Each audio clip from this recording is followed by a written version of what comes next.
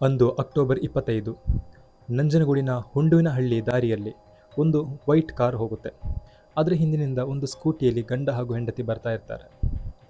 Suddenly ಕಾರಲ್ಲಿ ಅಡ್ಡಾಗುತ್ತೆ. ಅಂದರೆ ನಮಗೆ ಕ್ಲಿಯರಾಗಿ ಕಾಣಿಸಲ್ಲ. ಆ CC ಕ್ಯಾಮರಾ ಫುಟೇಜನ್ನು ಸ್ವಲ್ಪ ಝೂಮ್ ಮಾಡಿ ನೋಡಿದರೆ ಅಲ್ಲಿ ಕಾರು ಅವ್ರನ್ನ ಅಡ್ಡ ಹಾಕಿ ರಾಬರಿಗೆ ಪ್ರಯತ್ನ ಮಾಡೋದನ್ನು ನಮಗೆ ಕಾಣ್ಬೋದು. ಹಾಗೆ ಆ ಗಂಡ ಹೆಂಡತಿಯ ಮೇಲೆ ಅಟ್ಯಾಕ್ ನಡೆಯುತ್ತೆ.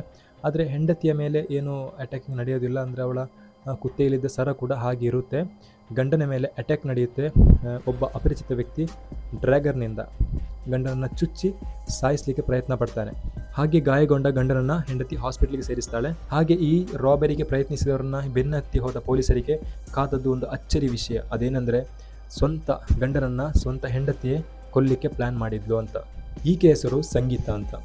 ಇವಳು ನಂಜನಗೂಡು ತಾಲೂಕಿನ ಆಲಂಬೂರು ಗ್ರಾಮದವಳು. ದೇವನೂರು ಗ್ರಾಮ ಪಂಚಾಯತಿಯಲ್ಲಿ ಕಂಪ್ಯೂಟರ್ ಆಪರೇಟರ್ ಆಗಿ ಅಂದರೆ ಕೆಲಸ ಮಾಡ್ತಾ ಇದ್ಲು. ಇನ್ನು ಅವಳ ಗಂಡ ರಾಜೇಂದ್ರ ಬಗ್ಗೆ ನೋಡೋದಾದರೆ ಈತನಿಗೆ 38 ವರ್ಷ, ನಂಜನಗೂಡು ತಾಲೂಕಿನ 13 ಗ್ರಾಮ ನಿವಾಸಿ. ಈತ ಒಬ್ಬ ಕಾರ್ಪೆಂಟರ್ ಆಗಿ ಕೆಲಸ ಮಾಡ್ತಾ ಇದ್ದ.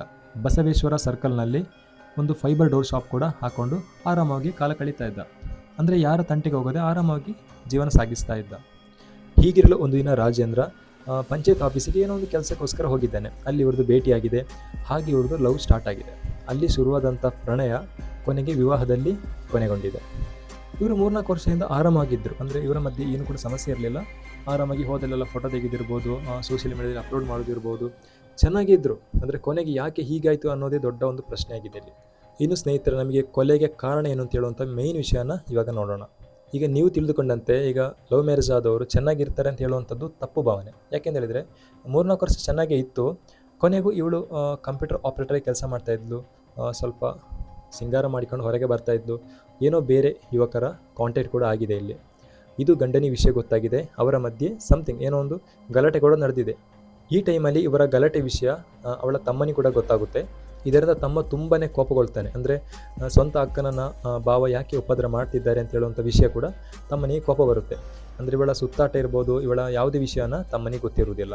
ಇವಳು ಕೂಡ ತುಂಬ ಬುದ್ಧಿವಂತೆ. ಅಂದರೆ ತಮ್ಮನಿಗೆ ಕಾರ್ ತೆಗಿಲಿಕ್ಕೆ ದುಡ್ಡು ಕೊಡುವಂಥ ಇರ್ಬೋದು, ಏನೋ ಖರ್ಚಿಗೆ ದುಡ್ಡು ಕೊಡುವಂಥ ಇರ್ಬೋದು. ಈ ಥರ ತಮ್ಮನನ್ನು ಸ್ವಂತ ಬುಟ್ಟಿಗೆ ಹಾಕ್ಕೊಂಡಿದ್ಲು. ಕೊನೆಗೆ ಒಂದು ದಿನ ತಮ್ಮನ ಜೊತೆ ಹೇಳಿದಾಳೆ, ನನಗೆ ಆಗಲಿಕ್ಕಿಲ್ಲ, ಅವನ ಜೊತೆ ಬದುಕಲಿಕ್ಕೆ ಸಾಧ್ಯ ಇಲ್ಲ, ನೀವು ಸೇರಿಕೊಂಡು ಮುಗಿಸ್ಬಿಡಿ ಅಂತ ಪ್ಲ್ಯಾನ್ ಮಾಡಿದ್ದಾಳೆ. ಹೊರಗಿಂದ ಜನ ಕರ್ಕೊಂಬಂದರೆ ಹೇಗೂ ಕನ್ಫರ್ಮ್ ಆಗಿ ಗೊತ್ತಾಗುತ್ತೆ. ಅದಕ್ಕೋಸ್ಕರ ಸ್ವಂತ ತಮ್ಮನನ್ನೇ ಈ ಕೊಲೆ ಯತ್ನಕ್ಕಾಗಿ ಬಳಸಿಕೊಂಡಿದ್ದಾಳೆ.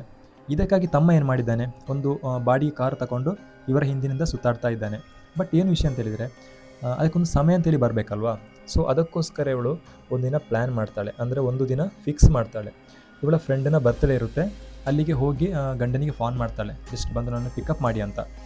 ಗಂಡನಿಗೆ ಗೊತ್ತಿರೋದಿಲ್ಲ ವಿಷಯ. ಪಾಪ ಡೈರೆಕ್ಟಾಗಿ ಕೆಲಸ ಮುಗಿಸಿ ಅಲ್ಲಿಗೆ ಹೋಗ್ತಾನೆ.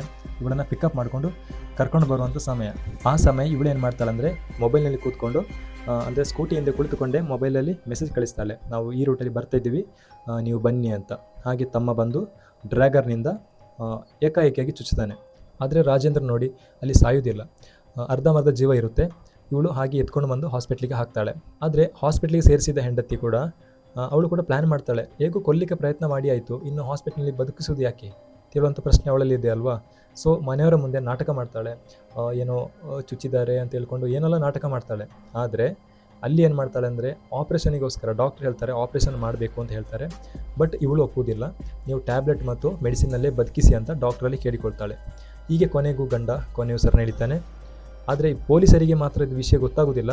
ಏನೋ ಒಂದು ರಾಬರಿ ಕೇಸ್ನಲ್ಲಿ ಫೈಲ್ ಮಾಡ್ತಾರೆ. ಫೈನಲಿ ರಾಬರಿ ಮಾಡಿದ್ದಾರೆ ಅಂತ ಹೇಳ್ಕೊಂಡು ಅವ್ರನ್ನ ಹಿಡಿದು ನೋಡುವಾಗ ಸ್ವಂತ ತಮ್ಮ ಆಗಿರ್ತಾನೆ.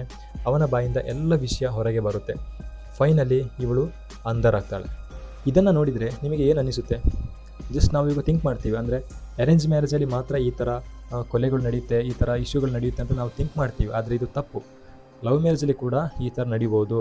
ಅಂದರೆ ಇವಾಗ ಯಾರು ಗಂಡ ಹೆಂಡತಿಯನ್ನು ಕೊಲ್ಲೋದಿರ್ಬೋದು, ಹೆಂಡತಿ ಗಂಡನ್ನು ಕೊಲ್ಲೋದಿರ್ಬೋದು, ಈ ಥರ ತುಂಬ ನಡೀತಾ ಇದೆ. ಸೊ ಇನ್ನಾದರೂ ಕೇರ್ಫುಲ್ಲಾಗಿ ನೋಡಿಕೊಂಡು ಸ್ಟೆಪ್ ಬೈ ಸ್ಟೆಪ್ ಹಿಂದಿನಿಂದ ಮುಂದಿನಿಂದ ಕಣ್ಣು ಯಾವತ್ತೂ ಇರಬೇಕು ಅಂತ ನಿಮ್ಮಲ್ಲಿ ಹೇಳ್ತಾ ಇದ್ದೀನಿ.